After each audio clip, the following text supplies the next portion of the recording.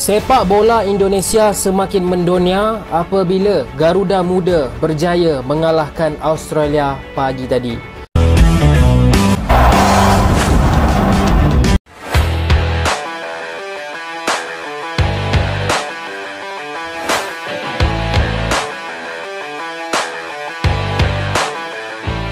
Tim Indonesia menang. Malam saya tengok game Indonesia lawan Australia Piala Asia Under 23. Sejujurnya saya terkejut tengok Indonesia main. Gameplay Indonesia sangat matang dan berdisiplin. Ada 3 pemain yang menarik perhatian saya. Nombor 1, Rizky Ridho. Muda lagi, tapi cara dia conduct backline Indonesia sangat matang. Nombor 2, Komang Teguh. Saya suka dia bukanlah sebab dia skor semalam, tapi defensive ability dia sangat wow. Bukan setakat defensif saja, dia pun boleh overlap. Nombor 3, Marcelino Ferdinand. Dia ni satu padang kat mana-mana je ada. Kejap kiri, kejap kanan, kejap atas, kejap bawah. Dia confuse position dia apa sebenarnya. Perupanya member main dengan Club Belgian Division 2. Apa-apa pun saya nak ucapkan tahniah kepada tim Indonesia Under 23. Permainan sangat mantap.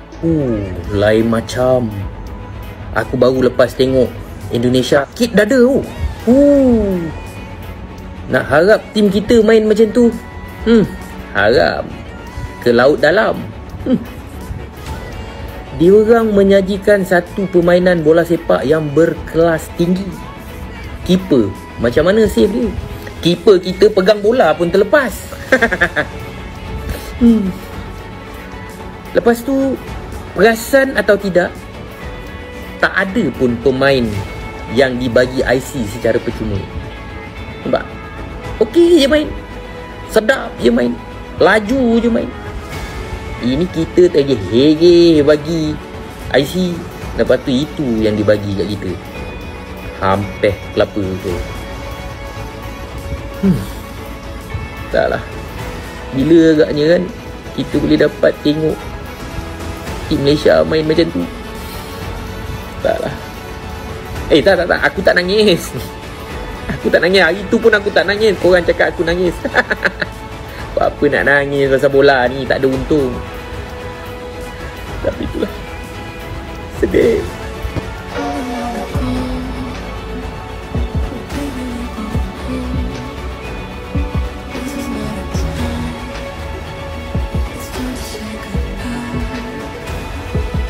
Kemenangan Indonesia bawah 23 terhadap Australia ni bukan satu kemenangan yang biasa-biasa. Ini kemenangan yang sangat bermakna. Sebab apa? Kita ingat dekat Piala Asia hari tu, Indonesia telah pun disingkirkan oleh Australia dengan skor 4-0. Jadi ini peluang untuk balas balik, untuk balas dendam terhadap tim Australia ni, dan mereka berjaya. Dan bukan itu saja, kemenangan ini juga adalah kemenangan pertama untuk Indonesia dalam sejarah Piala Asia Under 23.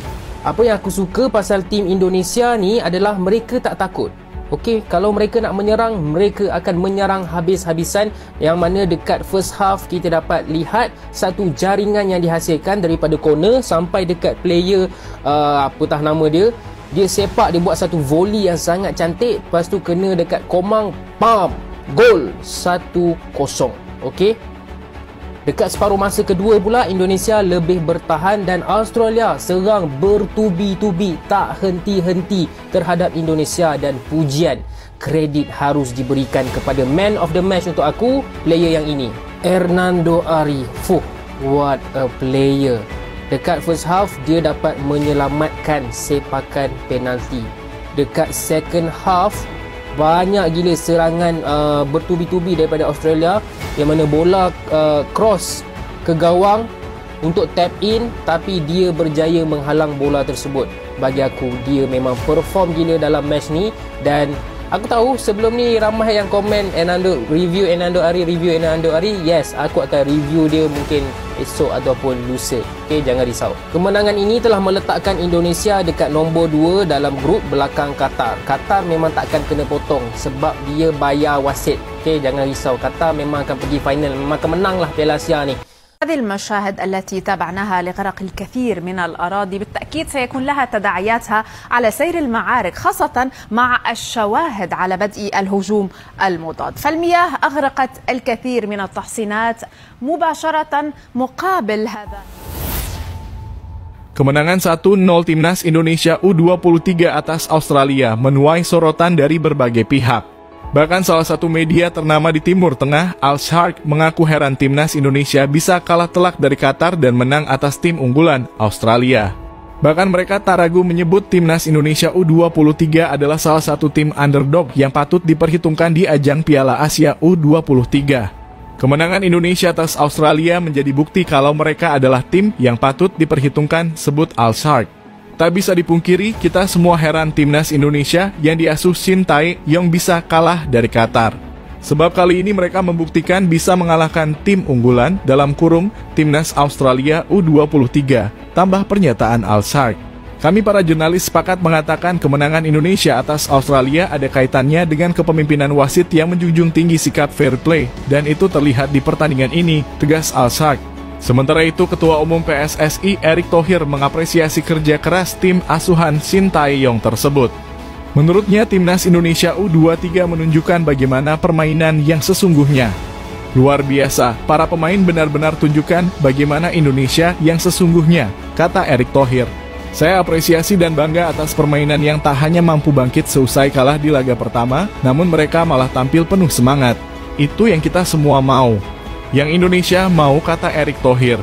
Akhirnya hari ini kita bisa membuktikan kalau wasitnya baik, maka permainan kita akan baik, tambah Erick Thohir. Pria yang juga menjabat sebagai Menteri BUMN ini mengakui kemenangan ini bisa menjadi modal besar bagi Timnas Indonesia U23. Saya berharap ini jadi modal besar untuk laga penentu melawan Jordania besok. Kerja keras akan menentukan hasil, kata Erick. Erick Thohir pun meminta para supporter untuk terus mendukung pasukan Garuda Muda, termasuk di laga penentuan melawan Yordania pada Minggu dalam kurung 21 April 2024 mendatang. Perlu diketahui, kemenangan Timnas Indonesia U23 atas Australia bukan hanya jadi kejutan tetapi juga momen bersejarah buat Timnas Indonesia U23. Sebab ini pertama kalinya Timnas Indonesia U23 meraih kemenangan di pentas Piala Asia U23.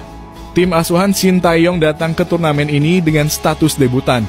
Sukses itu diukir setelah jadi yang terbaik di grup K babak kualifikasi Piala Asia U23 2024. Piala Asia U23 pertama kali digelar tahun 2013 dan sudah berlangsung sebanyak 6 edisi sampai dengan saat ini. Dari edisi pertama hingga kelima, tidak sekalipun Timnas Indonesia U23 bisa lolos ke putaran final.